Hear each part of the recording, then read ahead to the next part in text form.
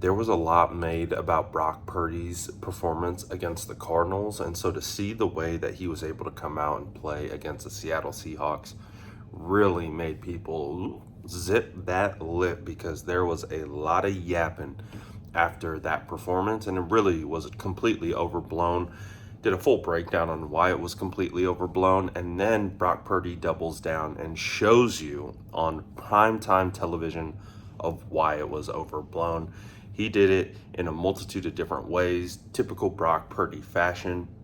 And again, continuing to show you how this season he is playing some of the best ball of his career. So the fact that people were questioning his abilities and kind of quarterback he was after that Cardinals game was ridiculous. So now you get to see the quarterback that we all know he is, and Baldy breaks it down. And who better to break down Brock Purdy's performance than Baldy? Take a look right here at what Baldy's seeing on tape. Well, it was another 3-touchdown, no interception night for Brock Purdy in this throw. The first touchdown here to Kittle. Like, he's on Julian Love right here. Love sitting right on top of him where he wants to be. And the throw has to beat the coverage. Right there on the postage stamp in front of the pylon. Nice. Then you get this one right here. This one over the middle where he's going to look to the right. All right? And he's going to come back to Kittle. All right? Red zone success. They've struggled in the red zone. Look left, come back, and then fire this dart right here in the pocket to Kittle. All right? Excellent. But maybe one of his best attributes, and one that doesn't really get talked about enough, is his escapability. His play just to extend drives. Like this right here, coming out of the end zone and picking up yards. Over and over again. Like, this is 3rd and 2. Like, not many guys will step up, step back, and then outrun Jerome Baker for a first down. All right? He's averaging 5 yards a carry this year. Like, you watch this right here. He just wears the defense out. Look at this defensive line. They're gassed right there. Like, he just wears them out. And then you just do this. Like, sometimes you just got to take and go, okay, let's just see what I can do. Let's just try to create. And what you get right here is you get this defense right here where they're a Tampa 2, all right? You're going to see Dodson's going to run with Kittle down the middle. The safeties are expanding to the numbers. And what you have is you have a 3 deep, 4 underneath coverage. But what Purdy does right here is this is called the law of expanding angles. The longer he holds the ball, the more the defense expands. And now all of a sudden, there's Jawan Jennings just sitting wide open. And he finds him because his eyes are in the right place. Like right here, here comes Rayshon Jenkins. He's a free hitter, all right? You got to make a decision right now, all right? You beat the free hitter, then you double back. Now, the whole time, he's looking to throw. Will Debo get open? At some point, you just go, you know what? Just live for another down. Throw it away. Smart. And then sometimes you just escape to throw. Like, this guy's ability just to constantly escape. All right? Keep his eyes up. Outrun. I mean, he's got a lot of Mahomes in him. I'm not comparing him to Patrick. But it's what Mahomes does. Just try to make this play. Try to extend it. His ability, extend plays, to run, to move, to free up, wears defenses out. It was a great night for 49er rookies. How about a 6-pack? People always say, you can't run against an 8-man box. There's no place to go against an 8-man box. That's what Seattle has right here. This is just simple toss stretch. You see, this is called the second level, okay? Julian Love, you got Dodson, you got Baker. You got to get the second level blocked if you're going to have success running. So let's just watch this. It starts with Trent Williams just getting great movement right there. But watch this second level all get blocked. Kittle gets to his man. Banks gets to his. Pooney's on his. And Brendel cuts the defense in half. Like, all of a sudden, this 8-man front just gets completely dissolved. That's what it is. They just dissolved it. Everybody's on their second level. You got to cut off here by McKivitz. So now Mason's got all this daylight, all right? Bam. Breaks one tackle from the corner, spins out of it, and goes for 38 yards. Like, that's just a well-blocked play.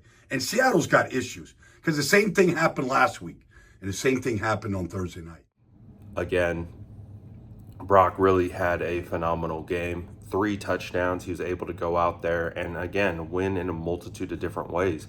Being able to create, escape, do things with his legs, and you're seeing the combination of both his ability to extend plays and kind of match his cerebral ability, and of course now his ability to push the ball downfield.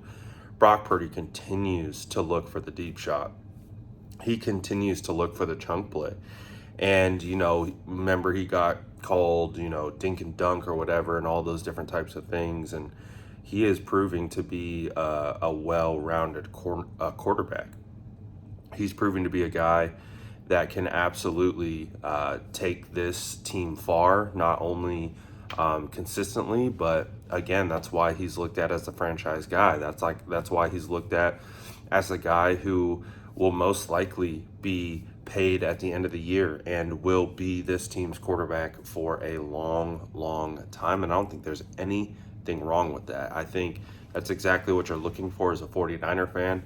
Wanting a franchise quarterback should be at the top of your list, because we have been searching high and low for that guy. We've thought we've had him a couple times, and unfortunately it didn't pan out. But Brock Purdy continues to show that he is that guy. And even when struggles do occur, he still shows you in those struggles that he's more than capable. Sometimes, guess what? This is football. The ball doesn't bounce your way. And so that's why it's really important not to have a knee-jerk reaction to every little thing, and be able to contextualize it in the grand scheme of things. And that's really how you evaluate football, because if you live and die in this hyperbolic chamber of reacting to the highest of highs and the lowest of lows, and you have no ability to evaluate on a body of work, then